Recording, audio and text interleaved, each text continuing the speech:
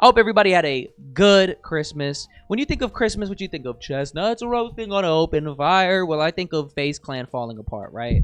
And this all started because like 5 out of the 7 members pretty much announced that they have left the group. It all started with Stable Ronaldo leaving, who, by the way, said that he would never leave the group. I'm here to tell y'all that I'm never leaving FaZe. Then Silky announced that he had left FaZe Clan like an hour after. Since both of those members left, a lot of people were blaming Banks, saying that this is all his fault. Pretty much just put out a statement saying that he had nothing to do with what was going on and how he left FaZe Clan 4 months ago and it has nothing to do with his life. Once Jason left, everybody's like, yeah, Lacey's gonna leave. And it kind of became like this big meme. Even Speed fake acted like he left FaZe Clan. A bunch of other people were doing it too. And after that, Lacey ended up leaving. And up until this point, it raised like a whole bunch of question marks. People are like, oh, are they doing this for promo? Is this for real? Are they gonna leave and start their own group? What is the future for these guys? Because like Lacey literally got FaZe tatted on his arm. So this caught a lot of people out of left field. And 3 weeks before this,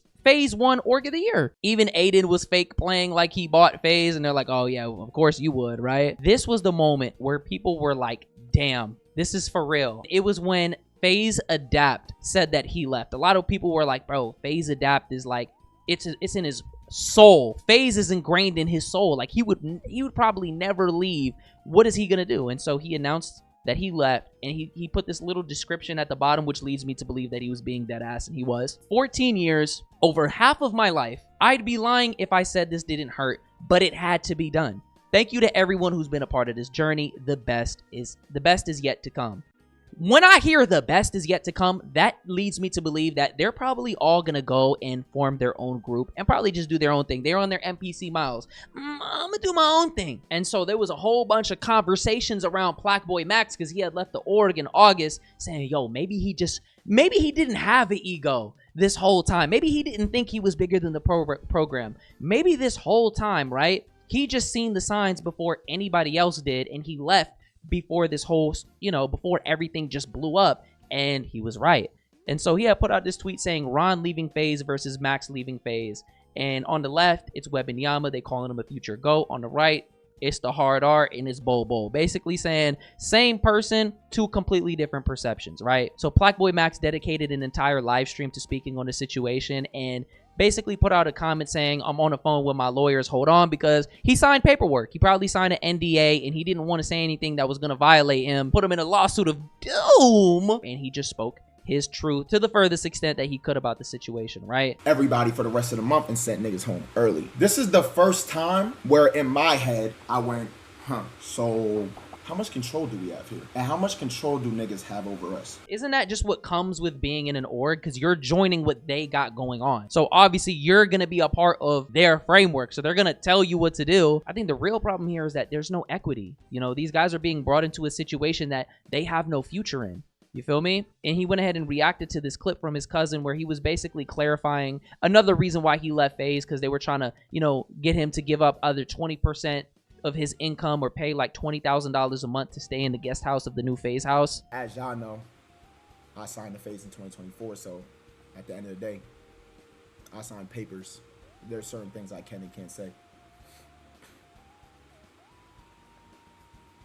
But FBD, you ain't signed that. That basically means I'm under an NDA. I cannot answer shit. But if you really want the real answers, unfiltered, go to my cousin. He'll tell you everything. You think I'm going to sit here and violate that? Hell no. When I left FaZe, couldn't say anything to you guys. Couldn't say nothing. Damn, so they just basically controlled the entire narrative. It was nothing that he could say. So he just had to... Bro, they basically put him in a hate farm. Like, if you leave, you're going to get hate farmed, and there's nothing that you can do about it. You just got to deal with the narrative. And he took it on the chin. He also went ahead and spoke about a situation where Lacey had got booted from FaZe like a few months before. And a lot of people thought that it was a troll and it was a joke. But no, he actually got booted. Y'all remember when Lacey got kicked from FaZe? Yeah, I remember that. They were leaking group chats and all that, text messages and all that. He really got kicked from FaZe. He got kicked from FaZe because, according to the assistants and the staff and the cameramen, they said that he had missed a video shoot or something. And we were missing video shoots.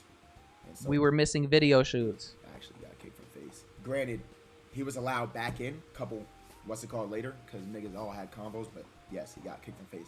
So my point of this is to tell y'all this. We had no control. There was no control. We're just like we're puppets. At least that's what it felt like. You get what I'm saying? Y'all remember when? Yeah, so he felt like a puppet. This clip pretty much sparked an entire. Oh my god, bro, this clip was crazy. He reacted to that Banks tweet with a laugh track, basically saying he's capped. When somebody responds with only a laugh track, that means he probably can't speak on the situation. So he expressed it in the best way that he could. FaZe Banks hopped on a video. He was talking for like 12 minutes about the entire situation. And he went on to say that him rebooting FaZe was one of the worst decisions that he ever made because everybody ran up millions of dollars and he got put into like $40 million of debt. These guys would have never lived in a house together if it wasn't for me. These guys are all at minimum 10 times the size in terms of audience and platform now as before they joined FaZe. These guys have all made millions and millions and millions of dollars in the last 2 years, and none of them could ever dispute the fact. Max just said it himself on his stream. Joining FaZe was one of the best decisions I ever made in my life. I've heard that from Lacey, I've heard it from Silky, I've heard it from Jason, I've heard it from Ron, I've heard it from Adapt. I've heard it from every single person that's ever joined FaZe, specifically these guys. And I'm here to tell you, as former FaZe Banks, this was one of the worst decisions I've ever made in my entire life. Damn. I gave up my entire adult life to this. Damn. I have put myself in millions and millions and millions of dollars in debt. Damn. I have never made not one singular dollar outside of my salary. Okay, I need to see some receipts on that, but okay. Via FaZe. Not selling it, not buying it, raising money. I've just put myself further and further in debt. Yeah, I think FaZe to acquire and all the costs for these guys' careers over the last 2 years, I think ballpark 40 million bucks. Oh my god, bro, 40 million is insane. That's a hell of a lot of bread. And I think probably collectively these guys have had to have probably made like 20 million in the last 2 years collectively, I would guess. Damn. And not $1 of that 20 million has ever gone back to FaZe, never mind me. Even if it did ever go back to FaZe, that shit's, it's not mine. I see where he's coming from, though. I think this is just bad business, ultimately. I think both things can be true, right? When FaZe got rebooted, right, it seemed like, oh, this is going to be different. We're going to do it because we're genuinely our friends, and we're going to do it for the love. Everybody here is, you know, I believe in them, and I love them, and I want to see them win, and there's no contracts, and we're just going to bring them in. Whole time in the back of his mind, in the back of my mind, we're going to turn them up. We're going to do whatever we can for them, and later down the line, we're going to ask them for, you know, a percentage. Even when you look at the FaZe business model, look at this. These guys had free housing, free filmers and staff, all FaZe channels, 0% of income shared. So how are y'all making money? Where is the money coming from? You guys try to accommodate them so much, and it gets to a point where they end up outgrowing the company. So when you come to them and you tell them, hey, you remember when I turned you up? Yeah, can you sign this 360 deal, please? And give me 20% of your income? They're going to look at you and say, hell no.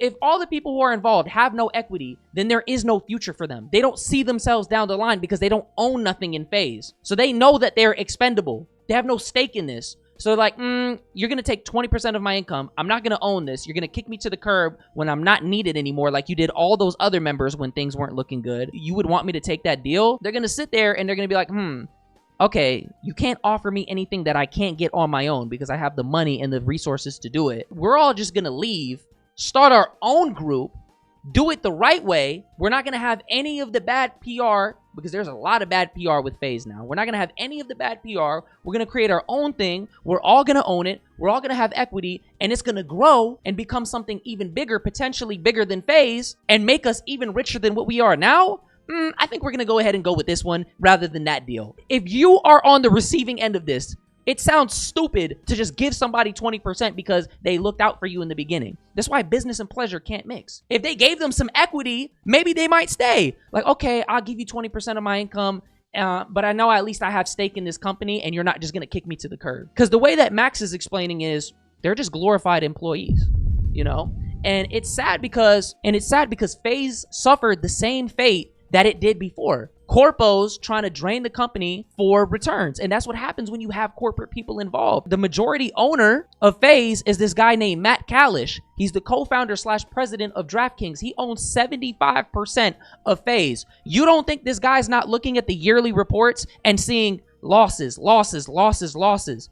These corporate people, the only thing that they care about, bro, is returns. If they can get a 1% return, they're going to do it. 1% returns annually are great. They love that. So they probably put some pressure on them like, yo, something got to happen here. And they probably all sat there and were like, nah, we're good. Banks has had enough with the ex-FaZe boys, stating that they have a bigger platform and audience because of him and FaZe Clan. The fact of the matter is, every single one of these guys has a bigger platform and an audience because they joined FaZe and met me, and has millions and millions of because they met me.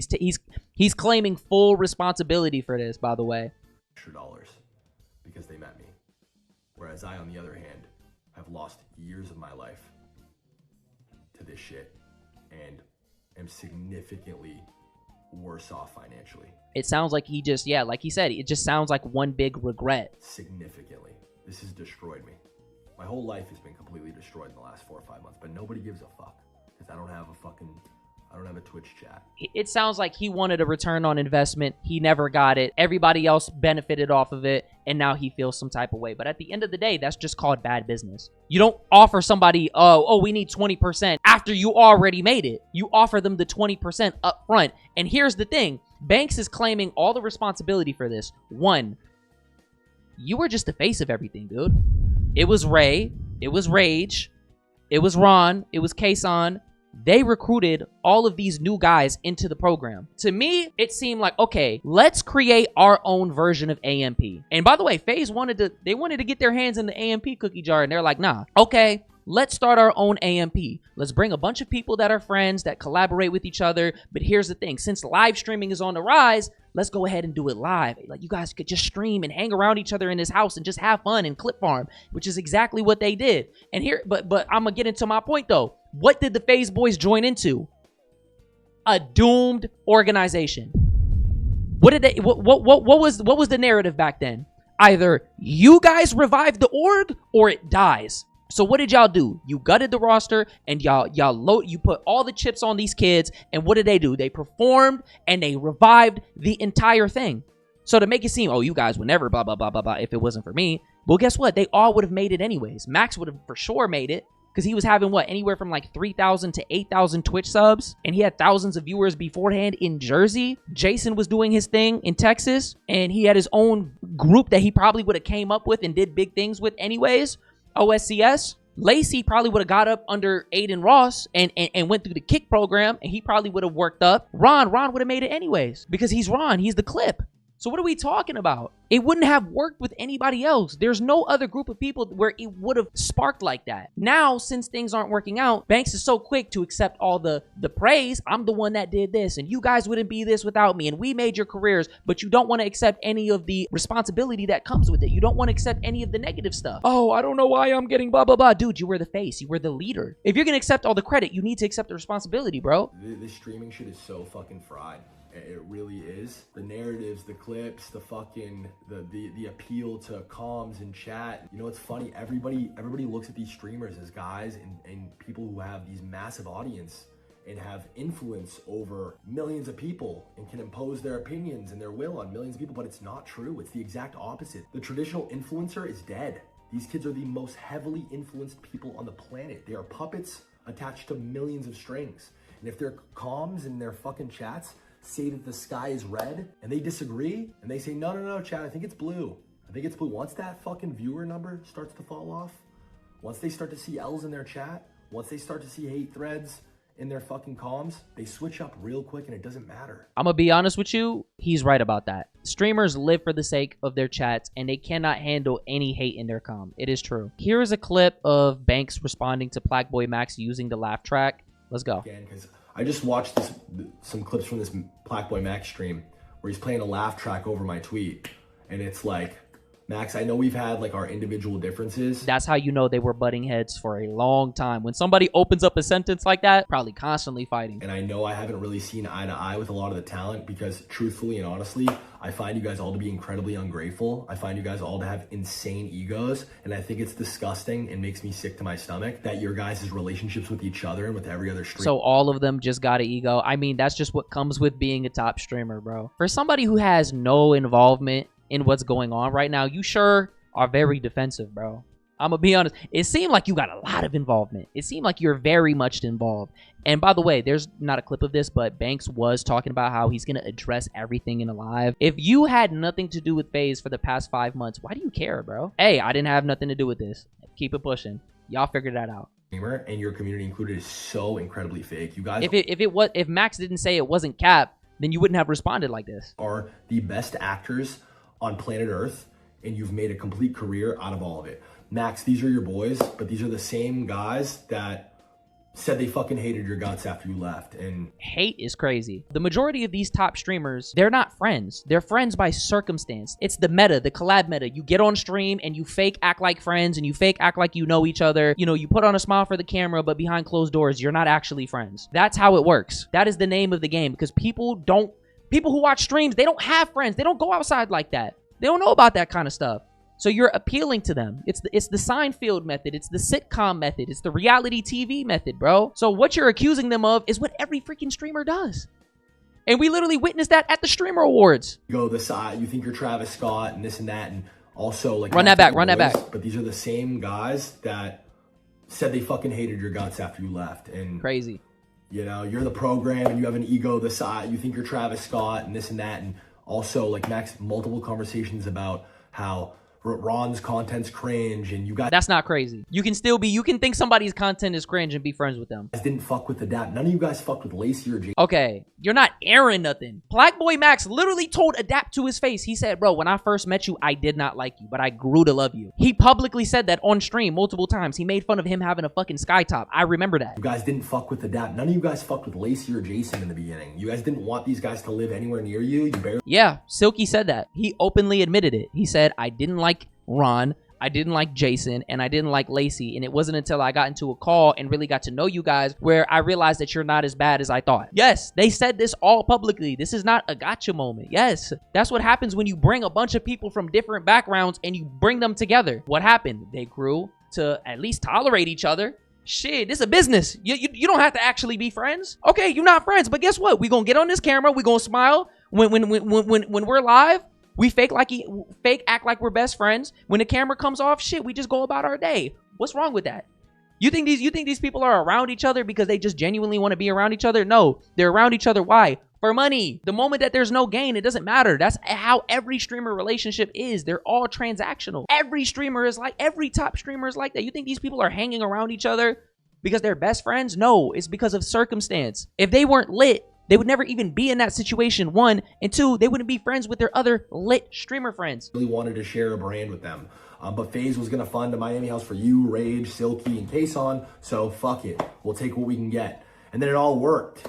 And we forced this relationship. And I was called a fucking retard then. And I was told then I was ruining FaZe. And now 2 years later, it wound up being the best thing that ever happened. So you understand why I'm sitting here and I'm frustrated. I would hope anyone watching could sit here and understand why I would be frustrated. I see where he's coming from. I think both things are true at the same time. Banks probably tore his head off trying to get everybody to come together and to get everything to work and to accommodate everybody and make sure everybody's good. And it probably sucks not seeing, the payout for that. But here's the thing. You brought that up down the line. You should have told people like, yo, if you're going to be a part of FaZe, we're going to need 20% up front. Your housing, boo, boo, boo, is good. We're going to look out for you, boo, boo, boo. But here's down the line because this is how we're going to make money and you got to pay. This is where your money is going. Cleaners, security, boo, boo, boo, boo, boo, and boom. But their business model was built on straws. It didn't have any real foundation and there wasn't a way for them to work up into eventually owning this company because I don't think it was probably ever meant for them to own it. You got a fucking gambling. This is why they got the fucking gambling sponsor, which by the way, they took heat for. The FaZe boys took heat for promoting gambling. They took heat for that DraftKings sponsorship. And Banks, let's not act like you didn't put Lacey and Ron on that fucking crypto commercial that came out, that leaked, putting their brand at risk. Now they're pushing gambling on their audiences and they look bad, making it seem like they'll do anything for a bag. And the reason why people are really calling it out is because you're the type of motherfucker to do damn near anything for a bag. CSGO, I know you weren't a part of this, but the whole fucking save the kids coin, that fell under FaZe. Then you had the whole fucking meme coin situation. Then you had the situation with Aiden Ross. So people are looking at you like, damn, you really would do anything for a bag. I also wanted to go ahead and play this clip because I knew that this clip was going to recirculate. It's from FaZe Miss of last year. And I literally said, I knew you were going to post this. Because XQC literally predicted that FaZe was going to fall apart because none of them have equity. And it's only a matter of time until you realize you're getting fucked over. On the bearer of bad news, right? But this whole FaZe thing, it's gonna come to a halt very soon once the pressure is turned up. Because reality is, you guys have no equity in this, right? You're under no contract, and soon enough, one way or the other, one of you guys is gonna want more, and it's gonna break the cohesion of the group. You guys are getting rolled now, low key. X, I'll be surprised if this shit lasts another year. We're not even talking about equity. Fuck all that. We're trying to see if we fucking can make some money. See? But there's no money coming in, so how are you gonna make money? Exactly, bro. And everything just falls down because if it don't make money, it what? Don't make sense. But yeah, I thought this was cool.